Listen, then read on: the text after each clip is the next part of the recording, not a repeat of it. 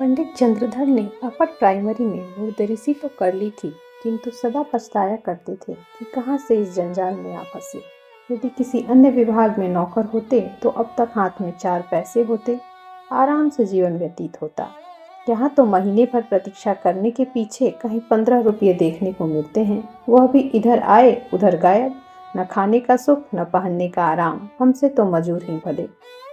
पंडित जी के पड़ोस में 2 और महाशय रहते थे। एक ठाकुर अतिबल सिंह, वह थाने में हेड कांस्टेबल थे। दूसरे मुंशी बैजनाथ, जो तहसील में सियाहे नवीस थे। इन दोनों आदमियों का वेतन पंडित जी से कुछ अधिक न था, तब भी उनकी चैन से गुजरती थी।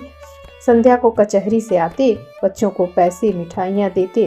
दोनों आदमियों के पास टहलुए थे। घर में कुर्सियाँ, मेज, फर्श आदि सामग्रियाँ मौजूद थीं। ठाकुर साहब शाम को आराम कुर्सी पर लेट जाते और खुशबूदार खमीरा पीते। मुंशी जी को शराब कबाब का व्यसन था। अपने सुसज्जित कमरे में बैठे हुए बोतल की बोतल साफ कर देते। जब कुछ नशा होता तो हारमोनियम बजाते। सारे मोहल्ले में रौब-दाब था। उन दोनों महाशयों को आता देखकर बनिए उठकर सलाम करने के लिए दौड़ते। उनके लिए बाजार में अलग भाव था। 4 पैसे सेर की चीज टके में लाते, लकड़ी, ईंधन सभी कुछ मुफ्त में मिलता। पंडित जी को इनके स्टार्ट बाट को देखकर कूदते और अपने भाग्य को कोसते। वह लोग इतना भी न जानते थे कि पृथ्वी सूर्य का चक्कर लगाती है अथवा सूर्य पृथ्वी का। साधारण पहाड़ों का भी ज्ञान न था। इस पर भी ईश्वर ने उन्हें इतनी प्रभुत्ता दे रखी थी। यह लोग पंडित जी पर बड़ी कृपा रखते थे। कभी सेर आधा सेर दूध भेज देते, कभी थोड़ी तरकारियां, किंतु बदले में पंडित जी को ठाकुर साहब के 2 और मुंशी जी के 3 लड़कों की निगरानी करनी पड़ती। ठाकुर साहब कहते, पंडित जी यह लड़के हर घड़ी खेला करते हैं, जरा इनकी खबर लेते रहिए। मुंशी जी भी कहते कि लड़के आवारा हुए जाते हैं, जरा इनका ख्याल रखिए। बातें बड़ी अनुग्रहपूर्ण रीति से कही जाती थीं, मानो पंडित जी उनके गुलाम हों। पंडित जी को यह व्यवहार असह्य लगता था, किंतु उन लोगों को नाराज करने का साहस न था। उनकी बदौलत कभी दूध दही के दर्शन भी हो जाते थे तो कभी अचार चटनी चख लेते। केवल इतना ही नहीं, बाजार से चीजें भी सस्ती लाते। इसलिए बेचारे इस अनीति को विष की घूंट के समान पीते। इस दुरावस्था से निकलने के लिए उन्होंने बड़े बड़े यत्न किए थे। प्रार्थना पत्र लिखे, अफसरों की खुशामदें की, पर आशा न पूरी हुई। अंत में हार कर बैठ रहे। हाँ, इतना अवश्य था कि अपने काम में त्रुटि न होने देते। ठीक समय पर जाते, देर करके आते, मन लगाकर पढ़ाते। इससे उनके अफसर लोग खुश थे। साल में कुछ इनाम देते और वेतन वृद्धि का जब भी कभी अवसर आता तो उनका विशेष ध्यान रखते। परंतु इस विभाग की वेतन वृद्धि ऊसर की खेती है, बड़े भाग्य से हाथ लगती है। बस्ती के लोग उनसे संतुष्ट थे। लड़कों की संख्या बढ़ गई थी और पाठशाला के लड़के तो उन पर जान देते थे। कोई उनके घर आकर पानी भर देता, कोई उनकी बकरी के लिए पत्ते तोड़ लाता। पंडित जी इसी को बहुत समझते थे। एक बार सावन के महीने में मुंशी बैजनाथ और ठाकुर अतिबल सिंह ने श्री अयोध्या जी की यात्रा की सलाह की। दूर की यात्रा थी, हफ्तों पहले से तैयारियां होने लगी। बरसात के दिन सपरिवार जाने में अड़चन थी, किंतु स्त्रियां किसी भांति न मानती थीं। अंत में विवश होकर दोनों महाशयों ने एक सप्ताह की छुट्टी ली और अयोध्या की ओर चले। पंडित जी को भी साथ चलने के लिए बाध्य किया। मेले ठेले में एक फालतू आदमी से बड़ा काम निकलता है। पंडित जी असमंजस में पड़े, परंतु जब उन लोगों ने उनकी यात्रा का व्यय देना स्वीकार किया तो वह भी इनकार न कर सके और अयोध्या जी की यात्रा का ऐसा सुअवसर पाकर न रुक सके। बिल्हौर से 1 बजे रात को गाड़ी खुलती थी। लोग खा पी कर स्टेशन पर आ बैठे। जिस समय गाड़ी आई, चारों ओर भगदड़ सी पड़ गई। हजारों यात्री जा रहे थे। उस उतावली में मुंशी जी पहले निकल गए। पंडित जी और ठाकुर साहब साथ में थे, एक कमरे में बैठे। इस आफत में कौन किसका रास्ता देखता है। गाड़ियों में जगह की बड़ी कमी थी, परंतु जिस कमरे में ठाकुर साहब थे उसमें केवल 4 मनुष्य थे। वह सब लेटे हुए थे।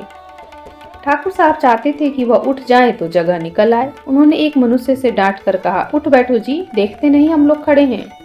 मुसाफिर लेटे लेटे बोला, क्यों उठ बैठे जी, कुछ तुम्हारे बैठने का ठेका लिया है? ठाकुर, क्या हमने किराया नहीं दिया है? मुसाफिर, जिसे किराया दिया है जाकर उससे जगह मांगो। ठाकुर, जरा होश की बातें करो, इस डब्बे में 10 यात्रियों की आज्ञा है। मुसाफिर, यह थाना नहीं है, जरा जबान संभाल कर बातें कीजिए। ठाकुर, तुम कौन हो जी? मुसाफिर, हम वही हैं जिस पर आपने खुफिया पड़ोसी का अपराध लगाया था और जिसके द्वार से आप नगद 25 रुपए लेकर टले थे। ठाकुर, आहा, अब पहचाना, परंतु मैंने तो तुम्हारे साथ रियायत की थी, चालान कर देता तो तुम सजा पा जाते। मुसाफिर, और मैंने भी तो तुम्हारे साथ रियायत की, गाड़ी में खड़ा रहने दिया, ढकेल देता तो तुम नीचे चले जाते और तुम्हारी हड्डी पसली का पता न लगता। इतने में दूसरा लेटा हुआ यात्री जोर से ठट्ठा मारकर हंसा और बोला, क्यों दरोगा साहब, मुझे क्यों नहीं उठाते? ठाकुर साहब क्रोध से लाल हो रहे थे। सोचते थे अगर थाने में होता तो इनकी जबान खींच लेता, पर इस समय बूढ़े फंसे थे। वह बलवान मनुष्य थे, पर यह दोनों मनुष्य भी हट्टे कट्टे जान पड़ते थे। ठाकुर साहब ने कहा, संदूक नीचे रख दो तो जगह हो जाए। दूसरा मुसाफिर बोला, और आप ही क्यों न नीचे बैठ जाएं, इसमें कौन सी हेठी हुई जाती है, थाना थोड़े ही है कि आपके रौब में फर्क पड़ जाएगा।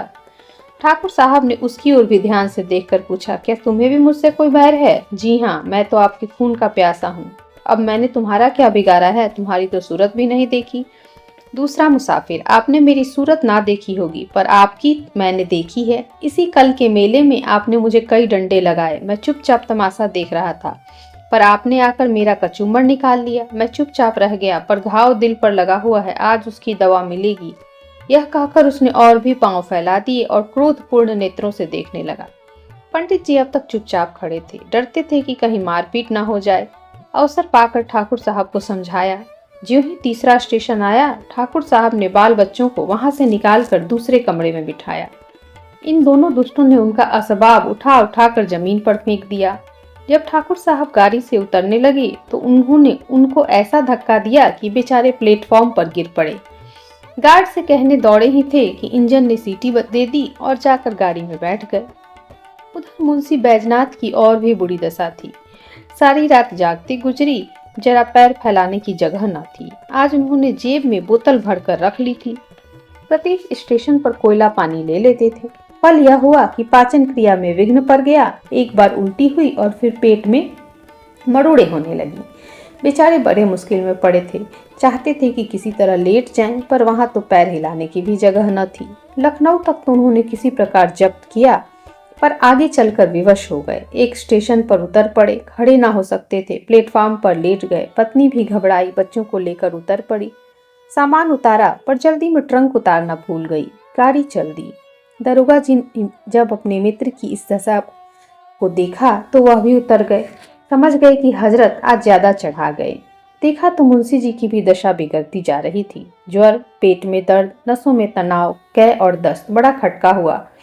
स्टेशन मास्टर ने यह दशा देखी तो समझा हैजा हो गया है। हुक्म दिया कि रोगी को अभी बाहर ले जाओ। विवश होकर मुंशी जी को लोग एक पेड़ के नीचे उठा लाए। उनकी पत्नी रोने लगी। हकीम डॉक्टर की तलाश हुई तो पता लगा कि डिस्ट्रिक्ट बोर्ड की तरफ से वहां एक छोटा सा अस्पताल है। किसी से यह भी मालूम हुआ कि डॉक्टर साहब बिल्हौर के रहने वाले हैं, तो ढांढस बंधा। दरोगा जी अस्पताल दौड़े। डॉक्टर साहब से सारा समाचार कह सुनाया और कहा, आप चलकर जरा देख लें। डॉक्टर का नाम था चोखेलाल। असल में कंपाउंडर थे, लेकिन लोग आदर से डॉक्टर कहा करते थे। सब वृतांत सुनकर रुखाई से बोले, सवेरे के समय मुझे बाहर जाने की आज्ञा नहीं है, तो क्या मुंशी जी को यहीं ले आए? चोखेलाल, हाँ, आपका जी चाहे तो ले आइए। दरोगा जी ने दौड़ धूप कर एक डोली का प्रबंध किया। मुंशी जी को लाद कर अस्पताल लाए। ज्यों ही बरामदे में पैर रखा, चोखेलाल ने डांट कर कहा, हैजे के रोगी को ऊपर लाने की आज्ञा नहीं है। बैजनाथ अचेत तो थे नहीं, आवाज सुनी और पहचाना। धीरे से बोले, अरे यह तो बिल्हौर के ही हैं, भला सा नाम है, तहसील में आया जाया करते हैं। क्यों महाशय, मुझे पहचानते हैं? चोखेलाल ने कहा, जी हाँ, खूब पहचानता हूँ। बैजनाथ, पहचान कर भी इतनी निठुरता, मेरी जान निकल रही है, जरा देखिए मुझे क्या हो गया है। चोखेलाल ने कहा, हाँ, यह सब कर दूंगा, और मेरा काम ही क्या है। फीस? दरोगा जी ने कहा, अस्पताल में कैसी फीस जनाब? चोखेलाल ने कहा, वैसी हुई जैसी मुंशी जी ने वसूल की थी जनाब। दरोगा जी ने कहा, आप क्या कहते हैं, मेरी समझ में नहीं आता। चोखेलाल कहता है, मेरा घर बिल्हौर में है और वहाँ मेरी थोड़ी सी जमीन है। साल में 2 बार उसकी देखभाल के लिए जाना पड़ता है। जब तहसील में लगान दाखिल करने जाता हूँ तो मुंशी जी डांट कर अपना हक वसूल कर लेते हैं। ना दूं तो शाम तक खड़ा रहना पड़े। तो जनाब, कभी गाड़ी नाव पर, कभी नाव गाड़ी पर। मेरी फीस 10 रुपये निकालिए, देखूं दवा दूं, नहीं तो अपनी राह निकलिए। दरोगा ने कहा, 10 रुपये? चोखेलाल, जी हाँ, और यहाँ ठहरना चाहें तो 10 रुपये रोज। दरोगा जी विवश हो गए। बैजनाथ की स्त्री से 10 रुपये मांगे, तब उसे अपने बक्स की याद आई। छाती पीट ली। दरोगा जी के पास भी अधिक रुपये ना थे। किसी तरह 10 रुपये निकाल कर चोखेलाल को दिए। उन्होंने दवा दी। दिन भर कुछ फायदा न हुआ। रात को दशा संभली। दूसरे दिन फिर दवा की आवश्यकता हुई। मुंशियाइन का एक गहना जो 20 रुपये से कम का न था बाजार में बेचा गया। तब जाकर काम चला। चोखेलाल को इन लोगों ने दिल में खूब गालियां दी। श्री अयोध्या जी में पहुंचकर स्थान की खोज हुई। पंडों के घर जगह न थी। घर घर आदमी ठहरे हुए थे। सारी बस्ती छान मारी पर कहीं ठिकाना न मिला। अंत में निश्चय हुआ किसी पेड़ के नीचे डेरा जमाएं, किंतु जहां भी जाते थे वहीं यात्री पड़े मिलते। सिवाय खुले मैदान के रेत पर पड़े रहने के अलावा और कोई उपाय न था। एक स्वच्छ स्थान देखकर बिस्तरे बिछाए और लेटे कि इतने में बादल घिर आए। बूंदें गिरने लगी। बिजली चमकने लगी। गरज से कान के पर्दे फटे जाते थे। लड़के रोते थे और स्त्रियों के कलेजे कांप रहे थे। अब यहाँ ठहरना दुस्सह था, पर जाए कहाँ। अकस्मात एक मनुष्य नदी की तरफ से लालटेन लिए हुए आता दिखाई पड़ा। वह निकट पहुंचा तो पंडित जी ने उसे देखा। आकृति कुछ पहचानी हुई मालूम हुई, किंतु विचार न आया कि कहाँ देखा है। पास जाकर बोले, क्यों भाई साहब, यहाँ यात्रियों के रहने की जगह ना मिलेगी? वह मनुष्य रुक गया। पंडित जी की ओर ध्यान से देखकर बोला, आप पंडित चंद्रधर तो नहीं हैं? पंडित जी प्रसन्न होकर बोले, जी हाँ, पर आप मुझे कैसे जानते हैं? उस मनुष्य ने सादर पंडित जी के चरण छुए और बोला, मैं आपका पुराना शिष्य हूँ। मेरा नाम कृपाशंकर है। मेरे पिता कुछ दिनों बिल्हौर में डाक मुंशी रहे थे। उन्हीं दिनों मैं आपकी सेवा में पढ़ता था। पंडित जी की स्मृति जागी। बोले, ओहो, तुम हो कृपाशंकर? तब तो तुम दुबले पतले लड़के थे। कोई 8-9 साल हुए होंगे। कृपाशंकर, जी हाँ, 9वां साल है। मैंने वहां से आकर एंट्रेंस पास किया और अब यहाँ म्यूनिसिपैलिटी में नौकर हूँ। कहिए, आप तो अच्छी तरह हैं। सौभाग्य था कि आपके दर्शन हो गए। पंडित जी ने कहा, मुझे भी तुमसे मिलकर बड़ा आनंद हुआ। तुम्हारे पिता अब कहाँ हैं? कृपाशंकर कहता है, उनका तो देहांत हो गया। माता जी हैं। आप यहाँ कब आए? पंडित जी कहते हैं, आया तो आज ही हूँ, लेकिन पंडों के घर जगह ना मिली। विवश होकर यहीं रात काटने की ठहरी। कृपाशंकर ने कहा, बाल बच्चे भी साथ हैं?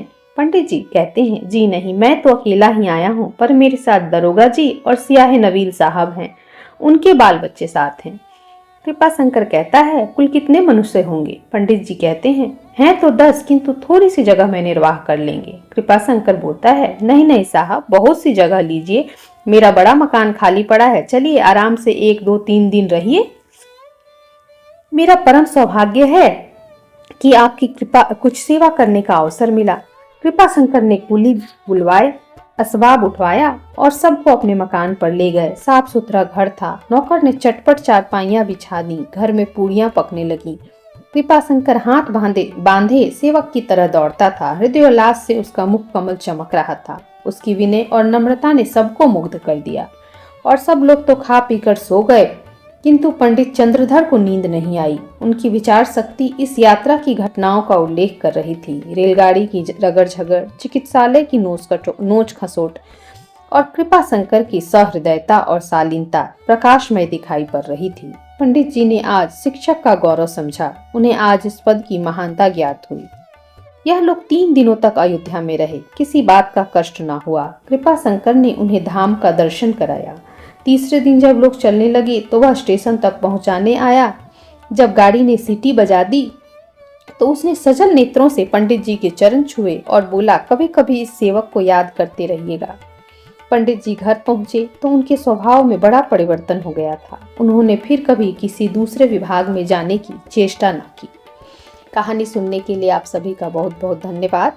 आशा करते हैं आपको आज की यह कहानी पसंद आई होगी। अगर आपको यह कहानी अच्छी लगी तो इसे लाइक करें, दोस्तों के साथ शेयर करें और अगर आप हमारे चैनल पर नए हैं तो ऐसे ही अन्य साहित्यिक रचनाओं को सुनने के लिए हमारे चैनल को सब्सक्राइब अवश्य करें। तो मिलते हैं अपने अगले अंक में एक नई साहित्यिक यात्रा पर। तब तक के लिए धन्यवाद।